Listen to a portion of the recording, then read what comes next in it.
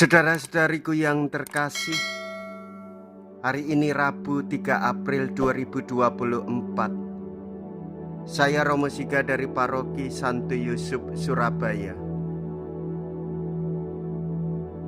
Dalam nama Bapa dan Putra dan Roh Kudus. Amin. Selamat Paskah Bapak Ibu saudara-saudariku yang terkasih. Mereka mengenali Yesus pada waktu ia memecah-mecahkan roti. Mea culpa, mea culpa, mea maxima culpa. Marilah kita berdoa. Allah Bapa sumber pembaruan, kami telah Kau anugerahi daya hidup baru berkat kebangkitan Yesus Putramu. Kami mohon ciptakanlah baru dunia ini seturut semangat hidupnya. Sebab dialah Putramu Tuhan kami, yang hidup dan berkuasa bersama dengan Dikau dalam persatuan Roh Kudus, Allah sepanjang segala masa. Amin. Tuhan bersamamu dan bersama rohmu. Inilah Injil suci menurut Lukas. Dimuliakanlah Tuhan. Lukas bab 24 ayat 13 sampai dengan ayat 35. Pada hari Minggu Paskah, dua orang murid Yesus sedang pergi ke sebuah desa bernama Emmaus yang terletak kira-kira 10 kilometer jauhnya dari Yerusalem. Mereka bercakap-cakap tentang segala sesuatu yang telah terjadi. Ketika mereka sedang bercakap-cakap dan bertukar pikiran, datanglah Yesus sendiri mendekati mereka, lalu berjalan bersama-sama dengan mereka. Tetapi ada sesuatu yang menghalangi mata mereka, sehingga mata mereka tidak mengenali Dia. Yesus berkata kepada mereka, "Apa yang kamu percakapkan sementara berjalan?" Maka berhentilah mereka dengan muka heran. Seorang dari mereka yang bernama Kleopas balik bertanya, "Adakah engkau satu-satunya orang pendatang di Yerusalem yang tidak tahu apa yang terjadi di situ pada hari-hari belakangan ini?" Bertanyalah Yesus, "Kejadian apa?" Jawab mereka, "Segala yang terjadi dengan Yesus dan Nazaret. Dia itu seorang nabi yang berkuasa dalam pekerjaan dan perkataan di hadapan Allah dan di depan seluruh rakyat. Tetapi para imam kepala dan para pemimpin kami telah menyerahkan Dia untuk dihukum mati, dan mereka telah menyalibkan Dia. Padahal tadinya kami mengharapkan bahwa Dialah yang datang untuk membebaskan bangsa Israel. Tetapi sekarang sudah lewat 3 hari sejak semuanya itu terjadi. Beberapa perempuan dari kalangan kami telah mengejutkan kami.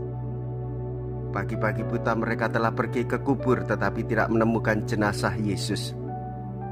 Lalu mereka kembali dengan berita bahwa mereka telah melihat malaikat-malaikat yang mengatakan bahwa Yesus hidup. Lalu beberapa teman kami pergi ke kubur itu dan mendapati bahwa memang benar apa yang dikatakan perempuan-perempuan itu. Tetapi Yesus sendiri tidak mereka lihat."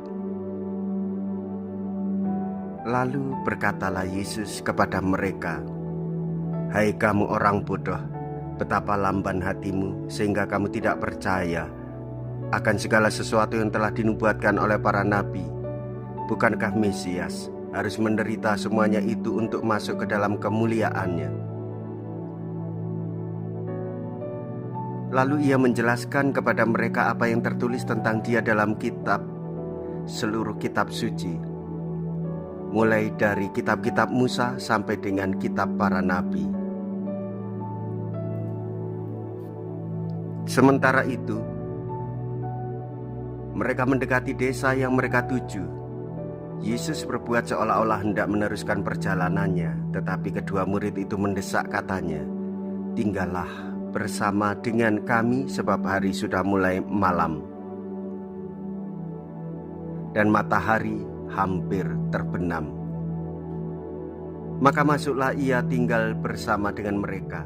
Waktu duduk makan dengan mereka, ia mengambil roti, mengucap syukur, lalu memecah-mecahkan roti itu dan memberikannya kepada mereka. Ketika itu terbukalah mata mereka dan mereka pun mengenali Dia. Tetapi Yesus hilang dan dari pandangan mereka. Maka kata mereka seorang kepada yang lain, "Bukankah hati kita berkobar-kobar ketika Ia menerangkan kitab suci kepada kita?" Lalu bangunlah mereka dan langsung kembali ke Yerusalem. Di situ mereka mendapati ke-11 murid. Mereka sedang berkumpul bersama teman-teman mereka. Kata mereka kepada kedua murid itu, "Sungguh Tuhan telah bangkit dan telah menampakkan diri kepada Simon." Lalu kedua murid itu pun menceritakan apa yang terjadi di tengah jalan dan bagaimana mereka mengenali Yesus pada waktu Ia memecah-mecahkan roti. Demikianlah sabda Tuhan, terpujilah Kristus. Saudara-saudariku yang terkasih, kebangkitan mengungkapkan Yesus yang telah mengalahkan kematian dengan kehidupannya. Kebangkitan membawa sukacita, kebangkitan membawa harapan baru, kebangkitan memberikan daya kehidupan bagi setiap orang yang beriman kepada Yesus, yang memberikan penebusan bagi jiwa-jiwa. Yesus menjumpai dua orang muridnya yang sedang perjalanan pulang kampung, yaitu ke Emmaus. Mereka tidak menyadari ketika mereka berjalan bersama Yesus. Mereka baru tahu dan sadar ketika Yesus memecah-mecahkan roti dan membagikannya kepada mereka. Saudara-saudariku yang terkasih, kita seringkali tidak menyadari kehadiran Yesus di samping kita, di dalam hidup kita, di dalam aktivitas kita.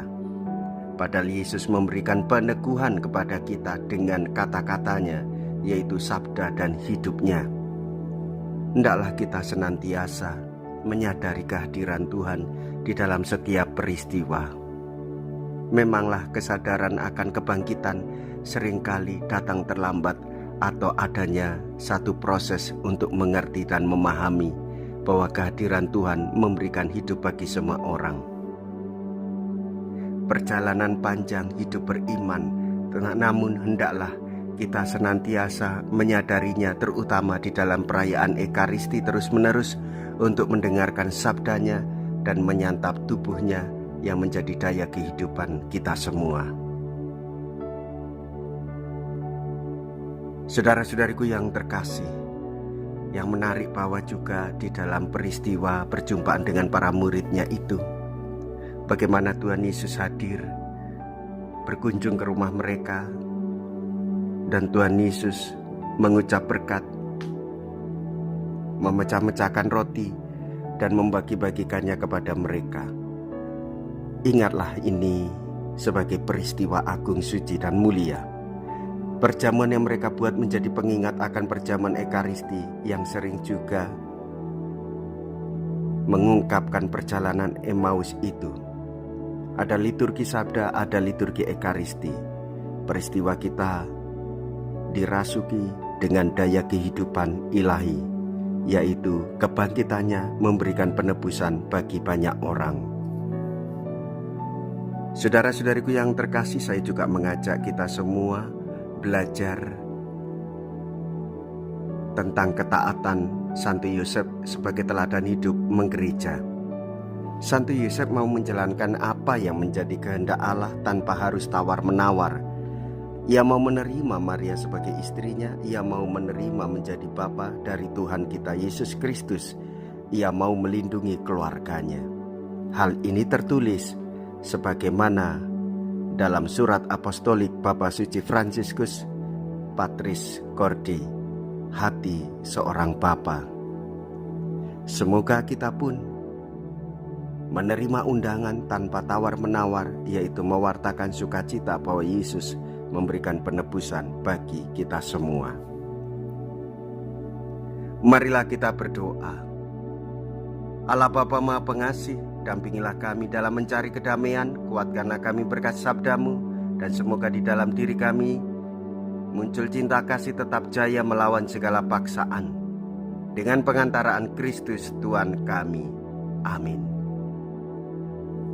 Tuhan beserta kita, sekarang dan selama-lamanya. Semoga Allah yang Maha Kuasa memberkati saudara sekalian, Bapa dan Putra dan Roh Kudus. Amin. Saudara-saudariku yang terkasih, pergilah. Ibadah sabda sudah selesai. Syukur kepada Allah.